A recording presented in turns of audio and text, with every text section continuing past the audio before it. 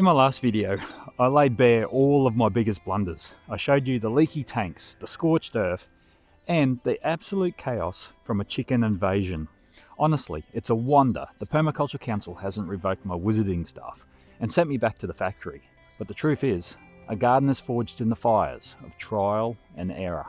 For every dead stick I've pulled from the ground, I've had moments of pure magic where the design has just clicked. Welcome back to the channel. Today we're walking through our little slice of the Shire to look at the top 5 permaculture wins that actually worked, saved my sanity, and turned this patch of dirt into a thriving ecosystem. Let's get into it.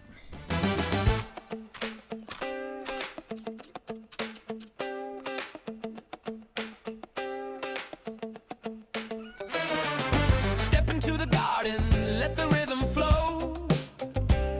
Beneath the surface, magic starts to grow. Tiny little creatures working day and night. In the soil of permaculture, everything's just right.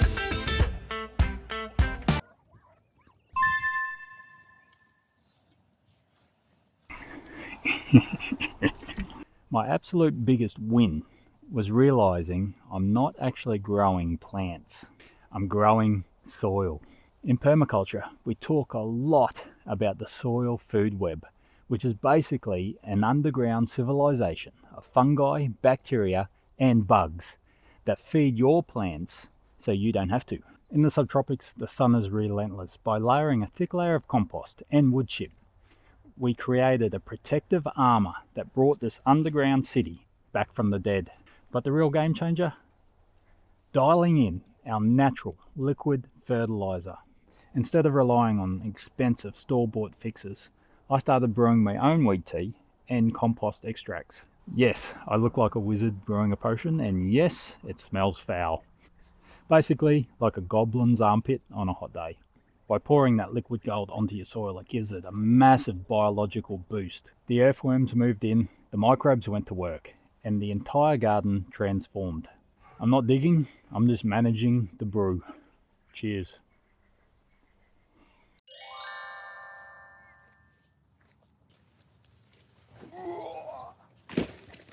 Are you chucking a nana? Eat a banana. My second massive win was getting this banana circle established. A banana circle is a classic permaculture design. All you do is dig a shallow pit, throw the dirt up onto the mound around the edge, plant your bananas on that mound, and then you just fill the center of the pit with any organic waste, branches, sticks, and leaves. Bananas are a hungry, thirsty monster. By placing them around the central compost pit, they feed themselves, and their leaves create a perfect, gorgeous microclimate. Easy to grow, easy to harvest, and they're the perfect chop and drop plant. Plus, they're a water battery. They truly are. In the dry season, I can chop one of these down, chop it up into pieces and put it around the base of a tree to water it and keep that tree healthy through a drought. Perfect plant. By watching how water flows across your property, you can place your banana circle in that energy flow. And by having an opening in that mound, all that water can just flow straight into the pit.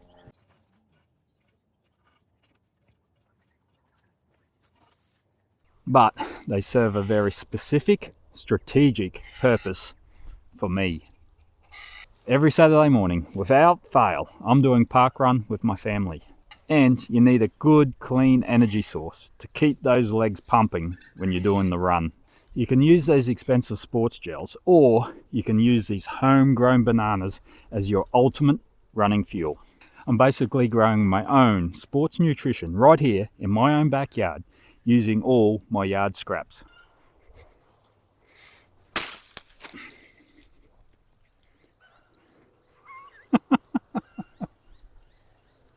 Dropped it.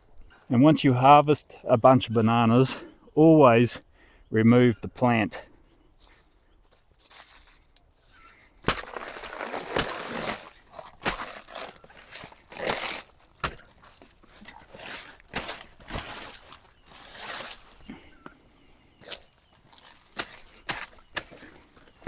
This now, let's the other little sucker plants, the other little girls, to grow up and provide another bunch of bananas for us.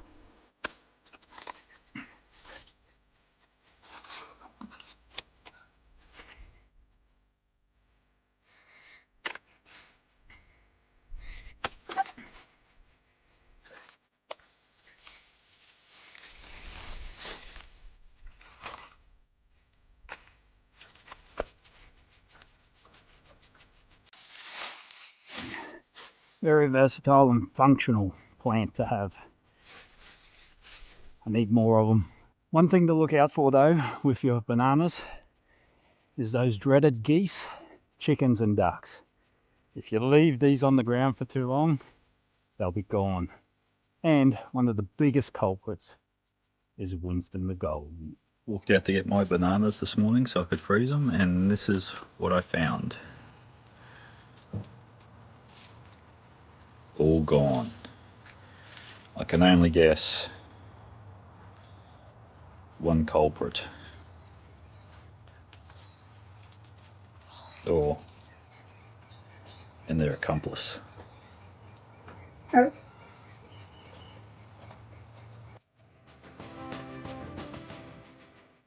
Win number 3 is a crop that has basically become the backbone of our garden.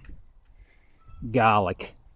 In permaculture, we love stacking functions, meaning every element should have more than one purpose. Garlic is the ultimate multitasker. Sure, it's a crucial part of our health maintenance and culinary joy, but also it's an elite companion plant. Its strong scent confuses pests, keeps the aphids and bugs off my more delicate plants.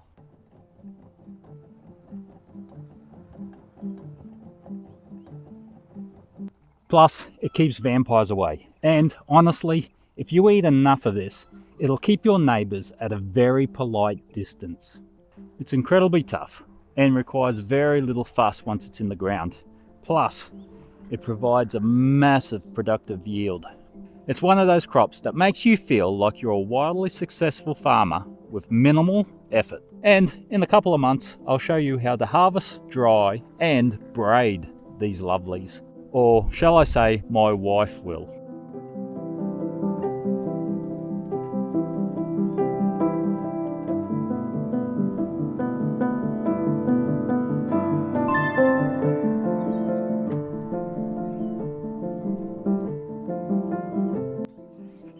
Now this one is a true permaculture victory, finding the perfect micro niche. I tried growing chocos, or chayotes, depending on where you come from, in the main beds, on fence lines, and they just would not take. They hated it. Then I planted one next to a big old ugly IBC water tank. Here is the permaculture science. That tank acts as a massive thermal mass. The water inside the tank absorbs the heat from the bloody hot days and slowly releases it at night to regulate the temperature around the vine. Plus, the runoff provides the perfect moisture. That vine exploded. It completely swallowed the whole tank, which is a massive win because the IBC tanks aren't exactly beautiful to look at. Find the right microclimate and the plant will do the rest. Now, if anyone has 400 different recipes for chocos, please leave them in the comments because I'm just drowning in them.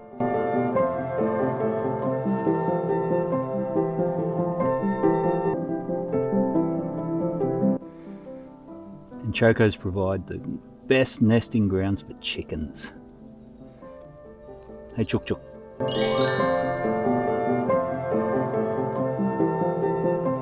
The final win is one that brings me the most joy every day. In permaculture, we organise our property into zones based on how often we visit them. Zone 1 is the area right outside your back door. I call it the bathrobe radius. If I can't reach it, with my dressing gown, my Ugg boots and a coffee in my hand, it's not Zone 1.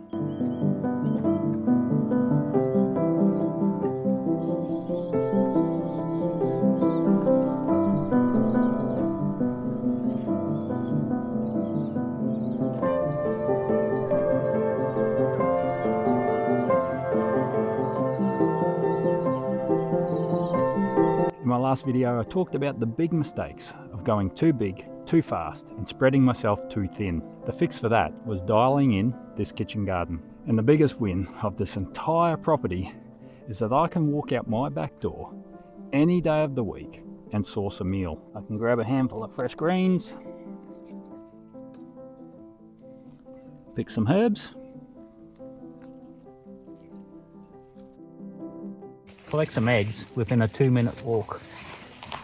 Having that closed loop system working right at my doorstep, minimal effort, maximum breakfast, is the ultimate goal in permaculture realised. Well, I woke up this morning with a muffin in my hand. Thought about permaculture, oh, it's a nifty plan. Digging in the garden while the sun shines bright. Living like a hobbit, it just feels so right. Oh, I'm planting beans and carrots, living life so free. With a cozy little burrow, just my garden and me. Rolling in the clover, making mulch by the day. Hobbit life's the best life, come on, join the play.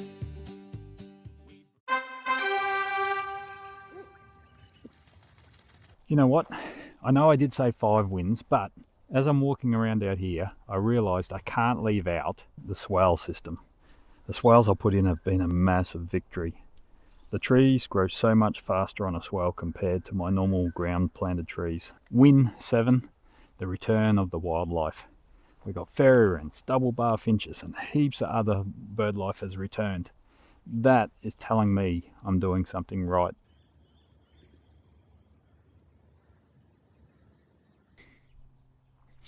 I've given you a lot of practical wins today. The soil, the water, the microclimates, the Winston. My final win, and truly the most profound one, has nothing to do with dirt. It is what permaculture has done to my mindset. Before I fully embraced this, I was always rushing. I was stressed about yields, I was stressed about pests, and I was always stressed about what was outside my property.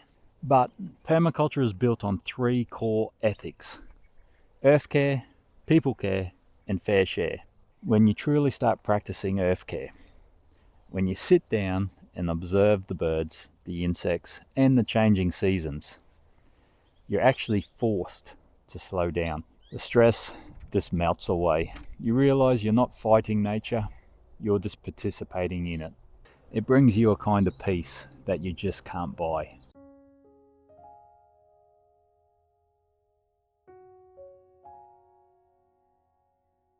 And that leads directly into people care and fair share.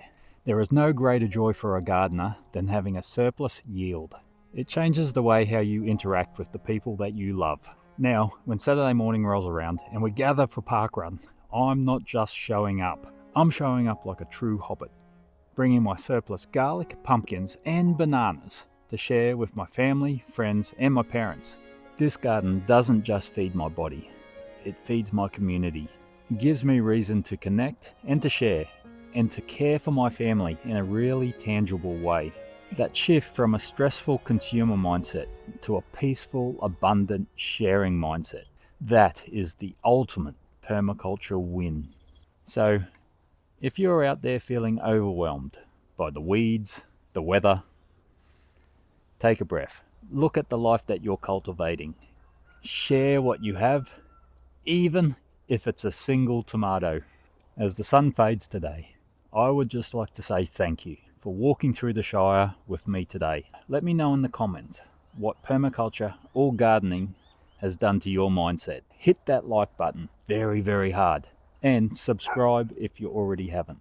And remember, speak friend and garden. We will see you on the next one.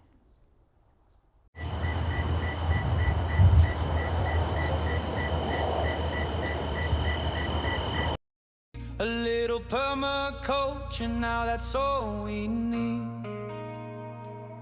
Now I'm living like a hobbit, just a humble bloke with a patch of dirt and a homemade smoke. Got my veggies grown.